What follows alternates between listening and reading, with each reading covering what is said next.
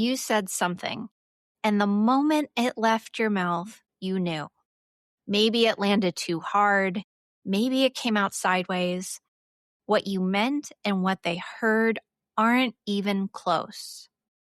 Maybe you watched their face shift, and there it was, the unmistakable signal that something just broke. And now you're sitting inside the first 30 seconds after impact, and your brain is already building the case for why you didn't mean it that way.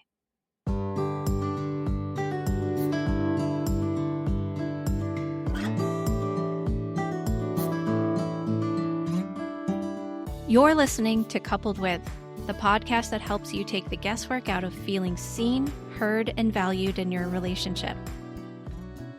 If you've ever felt stuck in the same arguments, struggled to stay connected, or wondered how to better communicate with your partner, you're in the right place. I'm Dr. Rachel Orlick, a couples therapist and coach, and together, we're going to make relationships make sense. Let's dive in.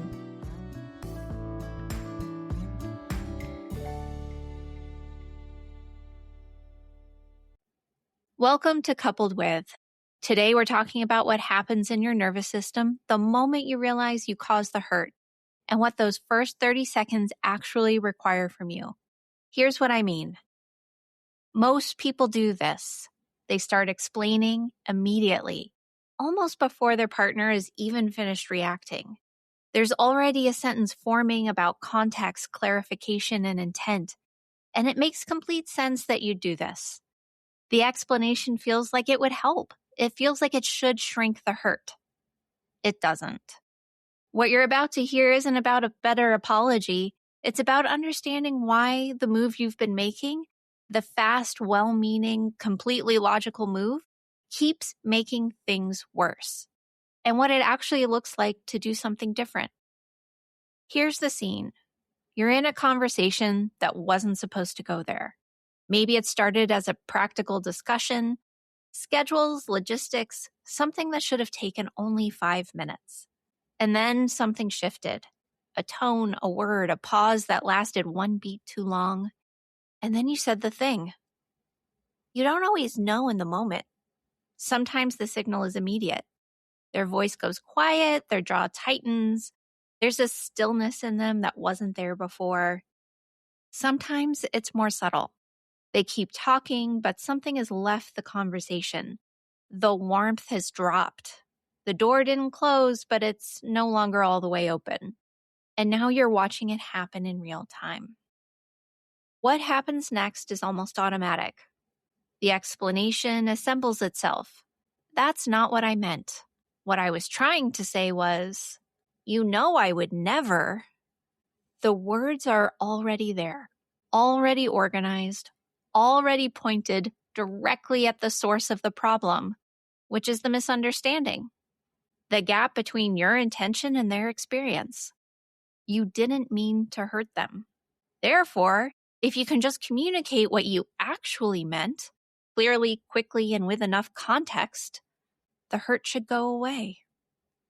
That is the part that is worth us slowing down.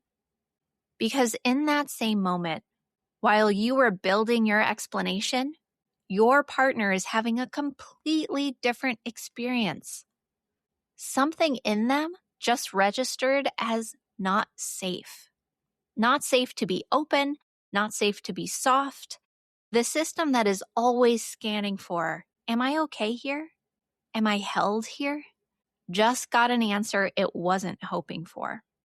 And into that moment, into a nervous system that just contracted, you're sending more words. Let's look at what the explanation is actually doing, because it is genuinely not what you think it's doing. When you explain quickly, even kindly and accurately, here's the message your partner's nervous system receives. Your pain is a problem I need to solve. Your reaction is a misunderstanding I need to correct. What just happened to you is less important than what I meant. You didn't mean to send that message. The message is not in your words. It's in the sequence. Because what your partner needed in the 30 seconds after impact was not information. They needed contact. They needed you to stay in the moment with them instead of immediately reach for the exit.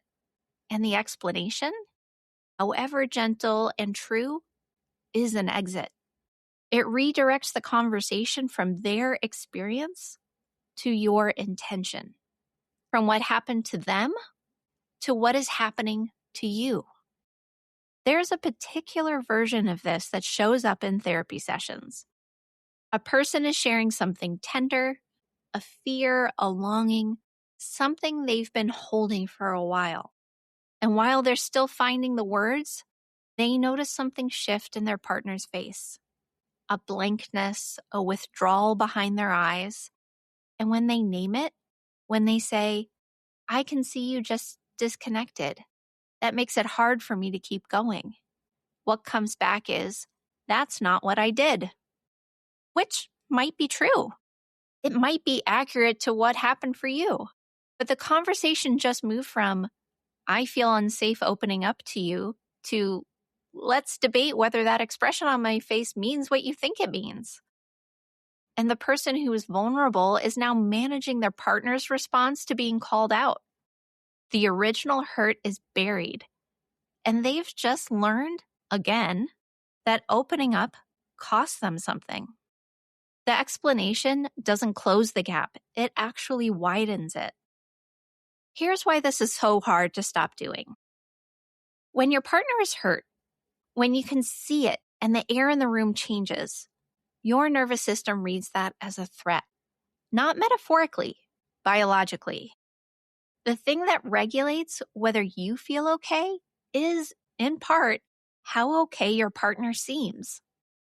When they are distressed, and especially when their distress is directed at or caused by you, your own nervous system goes into some version of protection. For some people, protection looks like fighting. The explanation that comes out is a little too fast, too sharp, with a defensive edge you didn't mean. For others, it looks like over-explaining, a flood of context and intention and history, trying to account for every variable. And for others still, it looks like withdrawal, a flatness that reads to your partner as not caring, when what it is actually a system that has nowhere to go and shut the door. None of these responses are character flaws. They are all nervous systems doing exactly what they were trained to do. Protect the self when connection feels threatened. The problem is that the protection strategy sends a signal. To your partner's already activated system, a fast explanation says, I'm not going to be with you in this. It may not be what you mean, but that's how it lands. And underneath the explanation, underneath the drive to clarify and contextualize, is usually some version of this. If I can make them understand, then they won't hurt anymore. And then I won't have to feel the weight of what's causing this. The explanation isn't just for them. It's for you. And that's worth sitting with. What does it cost you to stay inside the moment after you've caused hurt, not to reach immediately for the exit, even for 30 seconds? That answer is different for everyone, but it's usually where the real work is. Let me pause here for a moment, because if you're listening to this podcast and thinking, why do I spiral like this in relationships? You're not the only one. A lot of thoughtful, emotionally responsible people find themselves lying awake replaying arguments, trying to hold the relationship together, and quietly wondering if their needs are somehow too much.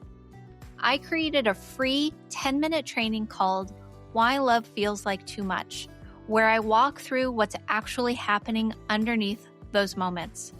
We talk about the hidden cycle couples get pulled into, why your nervous system reacts so strongly when connection feels uncertain, and a simple 3-question reset you can use when you feel the spiral starting. If that would be helpful for you, you can find the link to it in the show notes. So we've just established that your nervous system is doing something protective in that first moment. and that the protection is actually making the rupture worse, not better. That matters because what comes next looks very different depending on whether you know that or not. There is a version of the 30 seconds after you've caused hurt that looks like this. You pause, not dramatically and not with visible effort. You just don't go to explanation yet. You let the moment be what it is for a second longer, and you say something that acknowledges what just happened to them rather than accounting for what happened in you. That landed wrong. I'm sorry. I can see that hurt. I'm here. I didn't want to cause that. Can I just sit with you for a second before I explain anything? These aren't scripts. They're a direction. The direction is toward their experience first. Before the correction, before the clarification, and before the case for your intention, you have to move toward the person in front of you who just got hurt. This is the difference between accountability and self-protection. Self-protection in this proximity looks like care. It sounds like care. It has the vocabulary of repair, but the sequence gives it away. My explanation, then your pain. My intention, then your experience. Accountability looks different. It's slower. It tolerates the discomfort of having caused something without immediately rushing to resolve it. It trusts that staying present with their pain for 30 seconds is not an admission that you're a bad partner or a bad person. It is just being there. Before you explain, while it still hurts. Most people have never really been shown what that looks like. Not because they don't care, but because their own nervous system was never taught to tolerate causing someone hurt without immediately trying to fix it. Here's one thing I want to offer you. The next time you are in the 30 seconds after you caused hurt, and you will be because you are a human and this is a relationship, notice the explanation assembling itself. Notice it. You don't have to stop it immediately. Just notice it's there and that it's moving fast and that it's pointed at the misunderstanding rather than at the person. And then try this. Before the explanation, one sentence that lands on their side of the experience. Not, I'm sorry that you felt that way. That sentence does the thing sideways. It apologizes for their reaction rather than your impact. Something closer to, that hurt you. I can see that. Or even simpler, I'm sorry. Full stop. Not yet followed by, but what I meant was. Just that, for 30 seconds before you clarify. I really want you to hear that you are not giving up your right to explain. You are not agreeing that everything you said was wrong. You are not forfeiting the conversation. You are acknowledging that something happened to them and that what happened to them matters more right now than what you intended. The explanation can come after, when their system has had those 30 seconds to register that you're still there, that you're not defending, not retreating, and not redirecting. The explanation lands completely differently. It arrives in a nervous system that has already felt contact, not into one that is still waiting for it. This is not a trick. It is not a technique to deploy strategically. It is just the sequence that matches what repair actually requires. Presence before clarification. And it is genuinely hard to do when your own nervous system is activated, which is why it takes practice inside a real container. Not just hearing it once and hoping it sticks. Long-standing patterns rarely shift through insight alone. But the noticing, that is the beginning. The move most of us make after we've caused hurt is fast, kind, and completely understandable. We explain, clarify, we try to close the distance between what we meant and what landed. And it keeps not working. Not because we don't care, but because explanation arrives before presence, and the nervous system can't receive information when it's still waiting to feel safe. This isn't about blame, not yours and not theirs. It is about a sequence. Your partner's system, the one that is always under the surface, running a quiet check of, am I held here? Am I safe here? Doesn't need the clarification first. It needs the contact first. The 30 seconds of you being with them and what happened before the first word of explanation. And it changes the entire architecture of what kind of repair becomes possible. You will not do this perfectly. You will start the explanation before you remember to pause. You will catch yourself halfway through a sentence and course correct. That is not failure. That is the wobble that happens when a new pattern is being built over a new one. The wobble is not a sign to give up. It is a sign the work is real. Imperfect presence is still presence. And presence, offered before clarification, is almost always enough to keep the door from closing all the way. If you want the guided version of this work, my private audio series is linked in the show notes. You can start anytime. That's it for today's episode of Coupled With. Thank you so much for spending this time with me.